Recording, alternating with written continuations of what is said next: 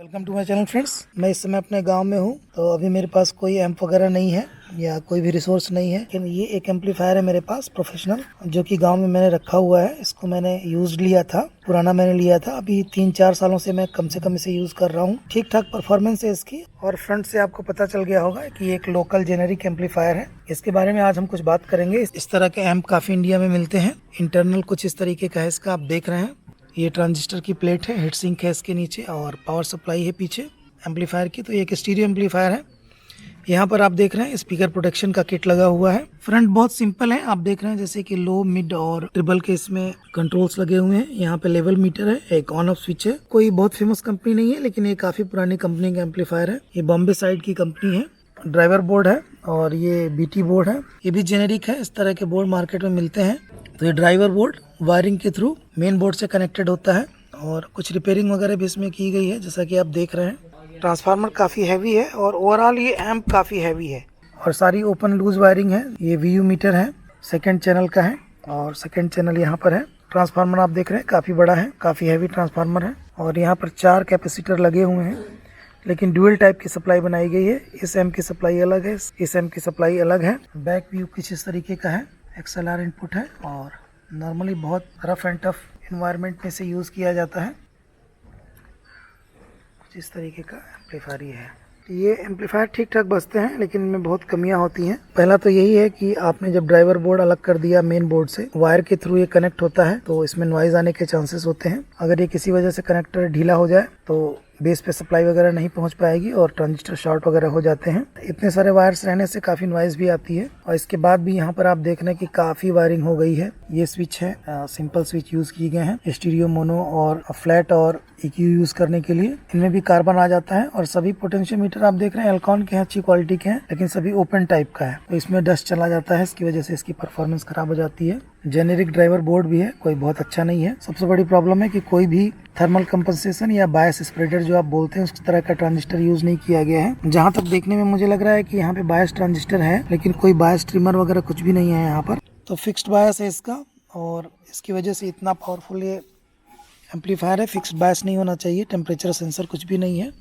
एक थर्मिस्टर इसमें लगा हुआ है, थर्मिस्टर यहाँ पर लगा हुआ है, देख सकते हैं, जो कि प्रोटेक्ट सर्किट के कॉम्बिनेशन में काम करता है। तो सेफ़ है ये, ऐसी कोई प्रॉब्लम नहीं है, और बहुत रफ यूज़ करने पर भी ख़राब नहीं होता है। हाई इंडी से नहीं बोलेंगे, असेंबल्ड एम्पलीफायर है ये। लेकिन गांव में अभी भी इस तरीके के एम्पलीफायर चलते हैं। इस तरीके का एम्पलीफायर खरीदने से हमको बचना चाहिए, क्योंकि फ्रीक्वेंट प्रॉब्लम्स इसमें आती रहती हैं। कंबाइंड पावर सप्लाई बनानी थी इनको, लेकिन इन्होंने एक चैनल का इधर बना दिया, एक चैनल का इधर बना दिया। इसका फायदा भी है, लेकिन सिर्फ एक ही कैपेसिटर लगा हुआ है, एक पेयर का। तो पॉसिबली 10,000 माइक्रोफैरेड का कैपेसिटर होगा इसमें। तो इसके कैपेसिटर मैं अपग्रेड करूंगा दोनों चैनल के। और ये XLR इनपुट भी देख रहे हैं आप, ट्रू टाइप का नहीं है, किसी तरीके से जुगाड़ से बनाया गया है। और सबसे बड़ी अमेजिंग चीज़ ये है कि पावर जो है डायरेक्ट स्विच से ट्रांसफार्मर में गई है। सॉफ्ट स्टार्टर का भी कोई प्रोविजन नहीं दिया हुआ है। इसको ऑन करते हैं तो बहुत ही लोड पड़ता है। काफ़ी अच्छे तरीके से बनाया है, ये बात कहूँगा। काफ़ी अच्छे वायर्स यूज़ किए गए हैं, मोटे वायर्स यूज़ किए गए हैं। लेकिन जब इतनी ज़्यादा वायरिंग होती है एम्पलीफायर में, तो प्रॉब्लम आना ऑब्वियस है। और एक ही बोर्ड पर ये प्री एम्प वगैरह, स्पीकर प्रोटेक्शन वगैरह सारा एक ही बोर्ड पे होता, और वायरिंग कम से कम होती, तो इतना प्रॉब्लम नहीं आता। ओवरऑल लुक मैं आपको दिखा रहा हूँ, किस तरीके का लुक है आप देख ही रहे हैं। मेरे ख्याल से 30 kg के आसपास का होगा। और इसमें जो फैन लगा हुआ है, डायरेक्ट फैन है, का टेम्परेचर से कोई लेना देना नहीं है। ये डायरेक्ट फुल स्पीड में चलता है, क्योंकि इतनी फोर्स कूलिंग ये करता है कि ये ट्रांजिस्टर कभी गर्म ही नहीं हो पाते हैं। 70 DC की सप्लाई है इसमें, तो 70 के हिसाब से लगभग 600 वाट का हो गया। लेकिन 600 वाट के हिसाब से अगर देखा जाए तो 1 2 3 4 5 6 पेयर इसमें ट्रांजिस्टर लगे हुए हैं, 1943 और 5200। तो एनफ नहीं है, बिल्कुल ही एनफ नहीं है। 8 ओम के लोड पर इसको चलाया जाए तो बेटर है। लेकिन मेरे पास जो स्पीकर है, 2 स्पीकर हैं उसमें प्रोफेशनल वाले, 8 ओम के पैरेलल में लगे हुए हैं, तो 4 ओम हो जाता है, उस पर भी काम करता है।